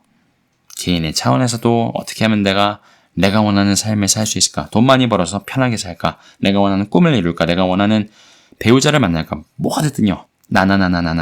나만의 세상. 내가 주인인 세상. 내가 원하는 세상. 이게 다 여기서 나온 겁니다. 그리고 이 교리를 통합하면서 인류 최초의 종교가 탄생합니다. 여러분, 이때는요, 이슬람도 없었고요, 힌두도 없었고요, 아무것도 없었습니다. 그렇죠? 성경에 무슨 가나안 종교는 뒤늦게 나오죠? 지금 저희가 보는 것은 바벨탑 사건입니다. 아직 아브라함이 등장하기도 전이에요. 근데 아브라함도 우상집 아들이었습니다. 그 아브라함이 만들었던 우상은 뭐였을까요? 세상 역사가들이 증거하는 수많은 신들, 수많은 종교들이 있는데요. 그 뿌리가 바로 여기서 시작합니다. 자, 이 바벨탑을 필두로 도시를 건설 중이던 니므롯이 죽게 됩니다. 니므롯이 죽자 그의 아내 세미라미스가 건축을 계속해서 진행하고요. 갑자기 이 세미라미스가 이렇게 주장을 합니다. 니므롯이 죽은 거 너희들 알지? 니므롯이 죽음으로 내가 그와 함께 동침할 수 없었는데 갑자기 내가 임신하게 됐어. 그러면서 아들 담무스를 출산하게 되는데요. 이 담무스를 내가 동정녀로 출생했다고 주장합니다. 그러면서 이 담무스가 니므롯이 환생한 것이다 라고 주장을 해요. 참 동정녀 찬생이나 이 모든 컨셉이요. 사탄이 얼마나 하나님의 계획을 알고 있었고 하나님을 흉내내고 싶었고요. 하나님 자리에 들고 싶었는지 너무 뻔히 보이죠. 이 니므롯의 아내 세미라미스라는 이 여인은 역사가들이 증언하는 바인데요. 성경에 나오지 않죠. 역사가들이 증거하고 기록한 내용을 토대로 말씀드리는 것이고요. 자, 세미라미스는 어머니 여신으로 결국 추앙을 받습니다. 본인은 동정녀 출산을 하고 니므롯이 환생했다고 하는데 그래봐야 애기잖아요. 실권을, 모든 권력을 세미라미스가 취하게 되죠. 그러면서 어머니 여신으로 추앙을 받고 아버지 니므롯은 태양신으로, 어머니 세미라미스는 달신으로 추앙을 받고요. 아들 담무스는 별신이 됩니다. 하지만 그때 담무스는 담무스라고 불리지 않고요. 니므롯의 환생이라고 해서 니므롯이라고 불렸다고 합니다. 자, 이렇게 저희가 요한계시록 내에서도 용과 첫 번째, 두 번째 짐승, 적그리스도와 거짓 선지자죠. 이 셋의 가짜 삼위일체, 모조품 계속해서 저희가 봤었는데 여기서도 등장을 합니다. 아버지 신 태양신이라고 얘기하는 니므롯, 어머니 신 세미라미스, 달신이죠. 그리고 아들 담무스, 게다가 동정녀 탄생, 그리고 아버지 니므롯의 환생, 현현, 무슨 성육신처럼요. 거짓 삼위일체가 여기 처음으로 등장을 합니다. 자연스럽게 이 바벨론 종교에서는요, 니므롯과 세미라미스는 신으로 추앙을 받습니다. 인류 역사 최초로요, 인간이 신으로 추앙받은 사건입니다. 기록된 바 안에서요. 그리고 실제로 역사가들이 기록하는 것들을 보면요, 이들 안에 강력한 영역이 있어서 온갖 주술과 오컬트라고 그러죠. 주술과 복술과 오컬트를 가지고 자기들의 신으로 보이게 만드는 능력이 있었다고 합니다. 사탄이 왜 능력을 안 줬겠어요? 당연히 줬겠죠. 이 세미라미스를 묘사하는 역사가들의 내용을 보면요, 극도록 사악한 여인이었다라고 묘사를 합니다. 하늘의 여왕이라고 자칭한 이 여인은요, 피를 바치는 인신제사를 요구했고요, 성전 내에서 매춘을 시작했다고 합니다. 그리고 그녀가 결국 죽었겠죠. 지가 아무리 신이라고 이야기를 해도 인간이니까 죽었겠죠. 그녀가 죽자 그녀의 신비스러운 공적에 대한 찬사가 퍼져서 그녀의 명성은 높아져 갔고, 당시 전 세계 슈퍼파워였던 바벨론의 종교는 인류 역사 가운데 전 세계로 흩어지게 됩니다. 그러니 BC 2000년부터 500년까지 이 지구라트라고 불렸던 이 탑 형태의 건축물이 전 세계 가운데 퍼져가고 그게 지금도 발견되는 이유이겠죠. 자, 이 거짓 삼위일체 가운데 특별히 모자 숭배, 어머니 모, 아들자, 그래서 엄마와 아들 신을 함께 숭배하는 모자 숭배가 계속해서 모든 나라와 문화와 종교 가운데 이어지게 됩니다. 아까도 말씀드렸지만 이 음료, 이 종교형은요, 아주 교묘하고요, 비밀입니다. 끝없이 자기의 모습을 감추고 바꾸면서 자기가 누구인지를 드러내지는 않습니다. 하지만 모든 악한 영과 귀신이 모이는 처소이고요, 모든 왕들을 음행케 하는 음행케 하는 자, 그리고 모든 왕들과 나라들을 다스리는 어마어마한 권력을 가진 그 영, 그리고 자기의 포도주로 모든 거민들, 땅에 관한 자들을 취하게 한 자. 자, 이게 간략하게 인류 역사 가운데 어떻게 계속해서 이어졌는지만 살펴보겠습니다. 애굽에서는 니므롯은 오시리스, 세미라미스는 이시스, 그리고 다무스는 호루스로 이렇게 변모가 되고요. 여기서도 죽은 오시리스를 마법으로 부활시키고 처녀로 호루스를 낳았다. 똑같은 얘기예요. 이시스가 처녀로서 호루스를 낳았다고 그렇게 숭배를 받습니다. 참고로 이 애굽의 이시스는 로마 공화정 말기에도 부활해서요. 애굽 종교가 부활한 거죠. 그래서 이시스 교로 인정받고 숭배받습니다. 자, 그리고 저희가 성경에 나오는 가나안 땅에 있었던 이 우상들을 보면요. 니므롯이 바알, 그리고 세미라미스는 아세라, 아스타로스로요. 그리고 담무스는 이름을 유지하고요. 수메르와 바벨론의 농경신으로 그렇게 추앙을 받는데요. 참고로 담무스는 최초의 선한 왕 목자 이미지의 그런 우상으로 숭배를 받습니다. 풍요와 번영의 신이었고요. 그래서 담무스는 예수 그리스도를 모조한 적그리스도의 짐승의 모형이 된다고도 합니다. 자, 가나안 땅에서 이제 이스라엘이 왕정 시대가 되고요. 남북이 분열되고요. 그리고 결국 남유다마저 바벨론한테 멸망하죠. 이 바벨론, 신바벨론에는 이시타와 아스타르테라는 신이 있었는데요. 그들 동안 이 니므롯과 세미라미스의 모델을 그대로 갖다 쓰고요. 그리고 참 특이하게도 여신이 참 많이 등장을 합니다. 근데 그 여신들이 대부분 동정녀 여신, 달의 여신, 수호성녀 이런 식으로 등장을 하고요. 대지의 여신, 모든 신들의 여신, 어머니 여신 이런 형태로 많이 등장을 합니다. 성경에 나오는 에베소와 소아시아에서는 다이아나와 아데미가 동정녀와 달의 여신으로 등장하고요. 참고로 이 두 여신은 뉴에이지 운동을 표방하는 페미니스트들과 레즈비언들의 수호 성녀라고 합니다. 자, 그리스에서는 가이아라는 여신이 있는데요. 대지의 여신이고요. 온 세상을 지배하는 지배 여왕으로 등장을 하는데요. 이 여신이 그리스 로마 신화에 나오는 모든 신들의 어머니라고 하는데요. 3대에 걸친 페륜 스토리로 유명합니다. 자, 인도에는 드바키와 크리시나, 칼리, 발음도 어렵네요. 자, 이 죽음과 파괴와 멸망의 여신들, 이 힌두에 등장하고요. 또 동양에 잘 알려져 있는 부다, 석가모니죠. 그 역시 마야로부터 동정녀 개념으로 탄생했다고 구전되어 오고요. 자, 이슬람의 심볼. 자, 이슬람이 지금 현존하는 종교 중에 가장 적그리스도의 영이 강력한 종교가 이슬람인데요. 여기 이슬람의 심볼을 보시면 달과 별이 보입니다. 달신과 별신이 합쳐져 있죠. 이 바벨론 종교가 어떻게 이 모든 종교의 태동이 되었는지 너무 잘 보여지고요. 자, 저희가 문자 대신에 여성을 심볼로 나타낼 때 쓰는 기호가 있죠. 상징이 있죠. 이게 사랑의 여신 아프로디테의 거울에서 왔다고 늘 생각을 하는데 사실 그 전에 이집트의 이시스의 손에 있는 심볼입니다. 어디서 출처가 왔는지 보이시죠? 이게 그리고 바로 모던 페미니즘의 심볼로 사용되고 있습니다. 그리고 미국의 자유의 여신상을 보시면요. 머리에는 태양이 있죠. 그리고 얼굴은 남자이고 몸은 여자인데요. 그가 서 있는 곳도 예전 지구라트를 면상시키는 그런 건축물 위에 서 있습니다. 네, 이 음녀는요. 아주 복잡하고 감추어져 있고요. 미스테리합니다. 쉽게 보여지지 않고요. 그리고 수많은 심볼들과 수많은 종교들과 여러 모습으로 계속해서 감춰오고 자신의 모습을 바꿔오면서 하지만 실상은 우리 눈앞에 종교와 문화와 역사와 신화와 심볼과 가능한 모든 방법으로 우리 삶 가운데 존재해왔습니다. 하지만 성경과 역사의 증언을 들어보면요. 이 모든 것들이 사실은 한 종교, 바벨론의 종교로부터 왔고요. 그 뿌리는 이 뱀의 거짓말, 에덴 동산에서 하나님을 왜곡하고 그분의 말씀을 왜곡하며 결국은 네가 선악의 주체가 되어라. 본인도 하나님처럼 되고 싶었고요. 너도 하나님과 같이 될 수 있어. 라고 거짓말을 했던 그 사단의 거짓말, 그 음녀의 미혹에 모두 하나같이 뿌리를 두고 있다는 것입니다. 이쯤에서 이 음녀의 머리 위에 이 이마에 새겨져 있던 그의 이름이 다시 한번 기억이 납니다. 비밀이라, 큰 바벨론이라, 땅의 음녀들과 가증한 것의 어미라. 이 음녀의 이름이 바벨론이고요. 인류 역사상 구바벨론, 신바벨론이 존재해 왔습니다. 그리고 이 마지막 때에도 바벨론 성이 무너지는 것이 증거가 됩니다. 성경에는 바벨탑이 등장을 하죠. 우연의 일치일까요? 아니죠. 이 바벨탑에서 흘렀던 그 정신, 하나님을 대적하여 우리가 흩어짐을 면하고 우리 자신을 높이겠다, 우리만의 유토피아를 만들겠다 했던 이 정신이요. 지금도 면면이 이 교묘하게 감춰진 종교의 영을 통하여 또 수많은 이데올로기를 통하여 제가 구체적으로 저희 형제 자매들이 있는 이 북한 땅에도 이 주체사상이라고 공산주의라고 모두 다 뿌리는 같습니다.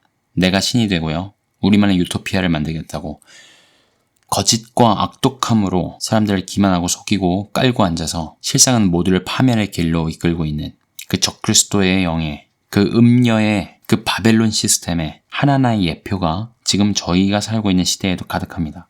자, 이 음녀는요, 모든 가증한 것들, 모든 귀신의 처소가 되고요, 가증한 것들의, 모든 음녀들의 어미가 된다고 하는데요. 종교 중에 가장 어머니 종교가 있을까요?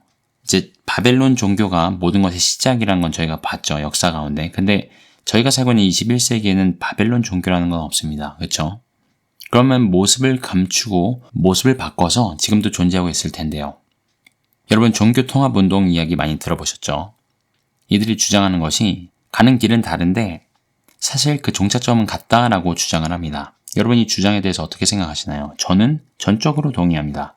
이들이 다 모습은 다른데요, 뿌리가 같다는 거예요. 그게 바벨론 종교고요. 이들의 종착점은 모두 멸망으로 간다는 거. 그것에 있어서 전 전적으로 동의합니다. 한국에서도 그렇고 여러 곳에서 이 종교통합의 그런 결의들, 교단 차원에서 또 각 종교 차원에서 이미 합의가 이루어지고 이 종교통합 운동이 계속해서 진행이 되고 있는데요. 이것을 주도하는 세력이 하나 있죠. 자, 성경에서 음녀의 모습을 묘사했던 장면들을 다시 한번 상고해 보면서 분별해 보길 원합니다. 땅의 왕족들이 음녀의 상인들이고요. 그와 더불어 음행했고요. 그의 포도주에 취했습니다. 그리고 이 음녀는 이 땅의 임금들, 이 땅의 나라들을 다스리는 어마어마한 권세를 받았었습니다. 인류 역사상 그런 종교가 있었는지 한번 잘 기억을 해보세요. 그리고 그가 성도들과 예수의 증인들의 피를 흘리게 했고요. 그 피에 취해 있습니다. 붉은 옷, 자주옷을 입었고요. 굉장히 화려하게 치장했습니다. 그 손엔 금잔을 들었고요. 그 안엔 가증한 것들, 더러운 것들이 가득합니다. 혹시 연상되는 장면이 있으신가요? 기독교 내 역사를 보면요. 성경대로 진리대로 믿는 사람들, 그리고 유대인들을 많이 잡아다가 수천만 명을 죽이고 순교자를 낸 종교 집단이 있습니다. 이 음녀로 인해서 교회가 타락하게 되었고요. 이를 따르는 교회들은 타락한 교회, 곧 바벨론의 교회가 되었습니다. 인류 6,000년 역사 중에 이 어마어마한 일을 이룬 종교단체는 하나밖에 없는데요. 바로 로마 카톨릭입니다. 자, 모든 종교의 뿌리는 같습니다. 이슬람도 급진단체들이 어마어마하게 순교자들을 냈죠. 아이시스 같은 급진파들이 많은 그리스도인들의 피를 흘렸습니다만 사실 로마 카톨릭이 한 역사 내내 했던 그 박해와 순교를 비하면요 아무것도 아닙니다. 이 로마 카톨릭은요 교황 무오설, 감히 하나님의 말씀과 십자가 위에 교황의 권위를 두고요. 그 안엔 태양신 숭배가 가득합니다. 온갖 태양신 심볼들이 카톨릭 교회 안에 있죠. 그리고 모자 숭배, 마리아와 예수 그리스도. 공교롭게도요, 카톨릭에서 예수님의 모습은 항상 어린 아이로만 있습니다. 그리고 마리아가 그를 안고 있죠. 예수님은 이미 십자가에 달리시고 부활하시고요. 지금 어린 양으로 하나님 보좌 우편에 앉아 계시는데요. 그 모습은 찾아볼 수가 없고요. 유다의 사자로 승리하신 부활의 왕의 모습은 찾아볼 수가 없고요. 대부분 마리아 품에 안겨있는 아기의 모습으로 있습니다. 그리고 수많은 성자가 그를 둘러싸고 있죠. 이 성자 하나하나를 다 우상화해서요. 돈 문제가 있을 땐 이 성자한테, 건강 문제가 있을 땐 저 성자한테, 그리고 성경에 있지 않은 수많은 거짓 교리들을 만들어내서 종교짓을 하게 만드는 로마 카톨릭. 지금 로마 카톨릭에서 그 팔을 벌리고요. 이 개신교한테 이렇게 이야기하고 있습니다. 너희가 집 나간 탕자처럼 종교 개혁으로 우리에게 떨어져 나가는데 우리가 너희를 기다리고 있다고요. 너희 안에 그런 성령의 은사, 성령의 체험들이 있듯이 우리에게도 성령의 체험들과 은사들이 있고 방언이 있고 기적과 치유가 있고 그리고 개신교라는 게 사실은 역사적으로 보면요 존재하지 않았습니다. 로마 카톨릭이 이제 동방 정교회와 서방 정교회가 분리되는 사건이 한 번 있었죠. 그렇게 분리된 이후에 1500년경을 전후해서 이 종교개혁이 있었습니다만 그 전에는요 모두 이 종교의 이 어마어마한 권력 앞에요. 나라들도 왕들도 백성들도 무릎 꿇고 그 암흑시대를 살아왔습니다. 물론 그 가운데서도 참된 신앙을 지킨 소수의 사람들이 있었죠. 지금도 그렇고요. 그래서 저희가 사는 이 시대에 가장 이 음녀의 모습에 가까운 종교를 하나 꼽자면 로마 카톨릭을 꼽을 수 있을 것 같고요. 하지만 로마 카톨릭뿐만이 아니죠. 이 음녀는요 종교의 영입니다. 개신교 안에도 교회 안에도 저와 여러분 안에도 얼마든지 역사할 수 있는 영입니다. 우리의 종교심을 조장하고요. 그 뱀의 교리, 실상은 우리가 원하는 대로, 우리 뜻대로 나를 위해서 신앙생활하고 있다면 가톨릭이 아니어도요, 무슬림이 아니어도요, 힌두가 아니어도요, 다른 종교가 아니어도요, 이미 그 종교의 영에 미혹되어 있는 것입니다.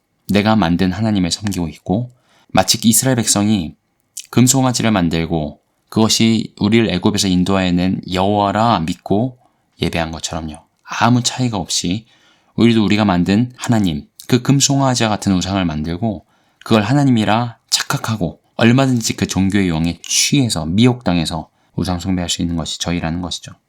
고로 이 음녀의 미혹은요, 이 종교가 틀렸다, 저 종교가 틀렸다를 얘기하는 게 아닙니다. 모든 종교가 틀렸다는 겁니다. 여러분, 예수님을요, 그리고 기독교를요, 종교로 믿고 계시다면, 종교 생활하고 있다면요, 저희도 이 음녀의 포도주에 취해 있을지 모른다는 겁니다. 저희도 이 음녀의 포도주에 취해 있는지 모른다는 겁니다. 성경 안에는요, 하나님께서 이 모든 바벨론 종교, 바벨론에 뿌리를 두고 있는 수많은 모습의 종교들, 이 음녀들, 이 종교의 영들로부터 하나님의 백성에게 계속해서 분리되어라. 그들과 섞이지 마라. 그들과 섞이면 죽는다. 라고 경고하시는 장면을 계속해서 볼 수 있습니다. 제가 하나하나 다 살펴보진 않겠습니다. 몇 가지 예만 간략하게 드리면요.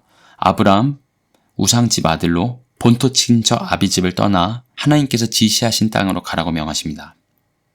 가나안 땅에 들어간 이스라엘 백성, 레위기에는 자녀를 몰렉에게 바치는 그 악한 가나안 땅의 그 몰렉제사 이야기가 나옵니다. 얼굴은 소고 몸은 사람인 이 철로 만든 우상을 뜨겁게 불로 달궈서 자기들의 풍요를 위해서 자기 자식을 그 인신제사로 불태워 죽였던 그 악한 풍습이요. 그 몰렉이 바로 바알이고요. 그 바알이 바로 니므롯입니다. 현대는 어떻죠? 내 몸매 때문에, 내 인권 때문에, 이 세상 가치관 때문에요. 돈 때문에, 어떤 이유로든요. 낙태로 인신제사를 드리는 세상입니다. 지금도 수없는 영혼들이 빛도 보지 못하고 죽어가고 있죠. 신명기에서는요, 하나님께서 해달별, 이 하늘에 걸려있는 그 어떤 것도 경배하지 말라 경고하십니다. 근데 저희가 방금 살펴본 것처럼요, 모든 종교가요, 그 해달별이 다 들어있습니다. 그것들을 경배하고 있고요. 민수기에는 그 유명한 바알볼 사건이 나옵니다. 모압 여인들과의 음행한 사건이죠. 결국 영적인 음란은 육체의 음란으로 반드시 열매 맺게 되어 있습니다. 여호수아서 24장에 이런 말씀이 있습니다. 그러므로 이제는 여호와를 경외하며 온전함과 진실함으로 그를 섬기라. 너희의 조상들이 강 저쪽과 애굽에서 섬기던 신들을 치워버리고 여호와만 섬기라. 만일 여호와를 섬기는 것이 너희에게 좋지 않게 보이거든 너희 조상들이 강 저쪽에서 섬기던 신들이든지 또는 너희가 거주하는 땅에는 아모리 족속들의 신들이든지 너희가 섬길 자를 오늘 택하라. 오직 나와 내 집은 여호와를 섬기겠노라 하니. 여러분, 계속해서 하나님께서요, 그리고 하나님의 사람들이요, 분리되어라. 마음을 정하여라. 오직 주님만 섬겨라. 한 이유가 있습니다. 왜냐하면 음녀의 이 종교의 영이 너무나 교묘하고요, 우리 신앙을 침투해 들어오는 그 영향력이 대단하기 때문입니다. 단지 이스라엘 백성들의 이야기가 아니고요, 오늘 저희의 이야기고요. 이 바벨론 종교 그리고 다른 종교들의 이야기는 그만 살펴보겠습니다. 충분한 것 같습니다. 이사야서 5장 20절에 이런 말씀이 있습니다. 악을 선하다 하며 선을 악하다 하며 흑암으로 광명을 삼으며 광명으로 흑암을 삼으며 쓴 것으로 단 것을 삼으며 단 것으로 쓴 것을 삼는 그들은 화 있을진저. 저희가 종교를 계속 살펴보았는데요. 사실 종교만의 모습은 아닙니다. 이 종교가의 문화와 이데올로기와 우리의 가치관 모든 것들을 오염시켰습니다. 제가 아까 서두에 말씀드렸죠. 그 무지개 깃발 들고 다니시는 분들요. 그 영이나 공산주의 영이나 페미니즘이나 다 같은 것입니다. 하나님이 만드신 창조 질서, 가장 기본적인 남자와 여자, 이 창조 질서를 부정하고요. 왜곡하고요. 그리고 성경적 가치에서 오는 이 가부장제도, 남편이 그리고 아빠가 가정의 머리가 되어서 영적인 질서를 잡고, 그래서 자녀의 머리는 어머니가 되고 어머니의 머리는 아버지가 되고 아버지의 머리는 그리스도가 되는 그 하나님께서 디자인하신 가정이 완전히 산산조각 나고 있습니다.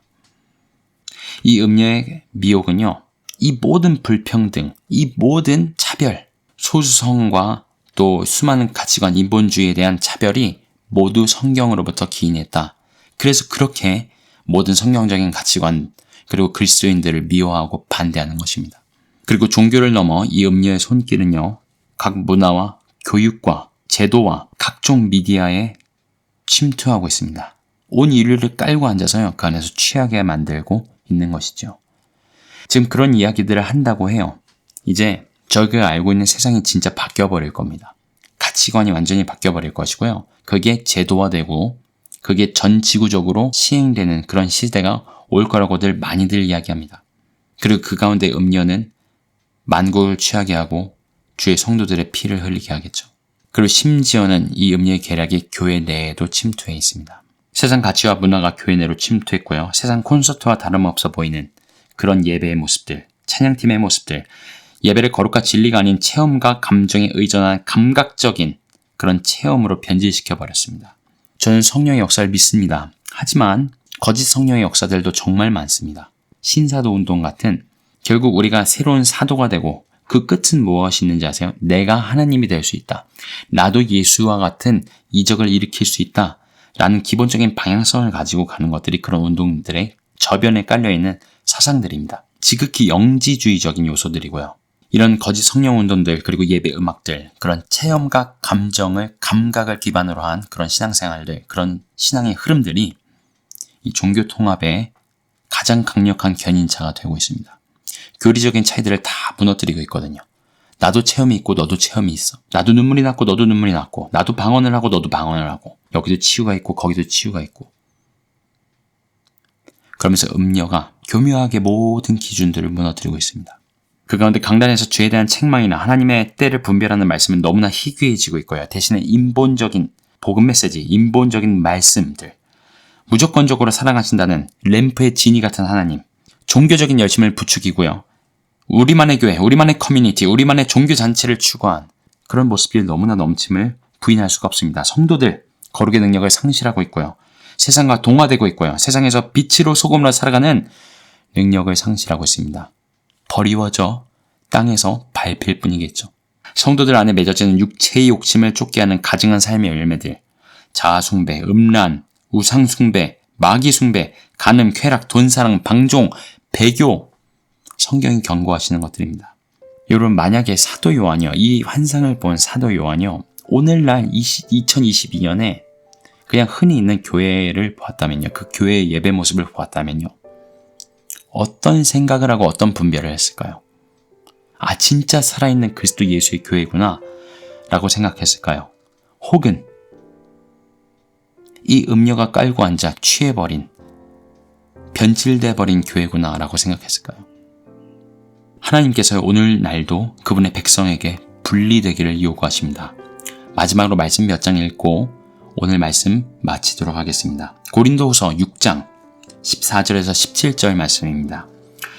너희는 믿지 않는 자와 멍에를 함께 매지 말라. 의와 불법이 어찌 함께하며 빛과 어둠이 어찌 사귀며 그리스도와 벨리알이 어찌 조화되며 믿는 자와 믿지 않는 자가 어찌 상관하며 하나님의 성전과 우상이 어찌 일치되리요.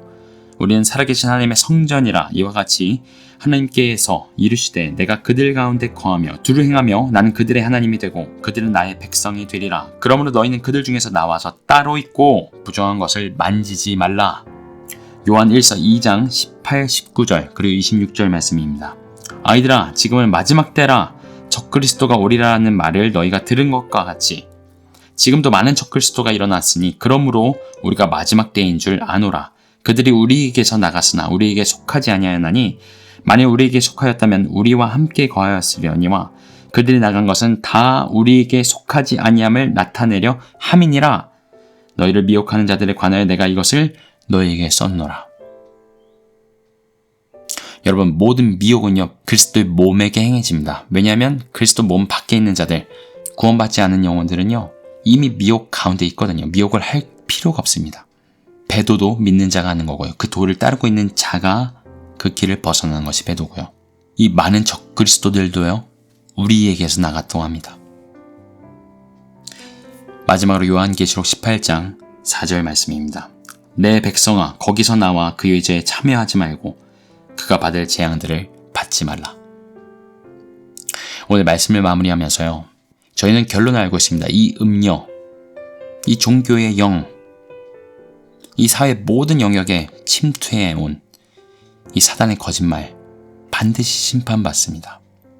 그런데요, 우리가 어떤 종교나 어떤 종교 지도자 이게 이렇다 저게 저렇다 판단하고 분별하는 것도 중요하겠지만요, 가장 중요한 것, 내 안에 이 음녀에 종교의 영이 없는가.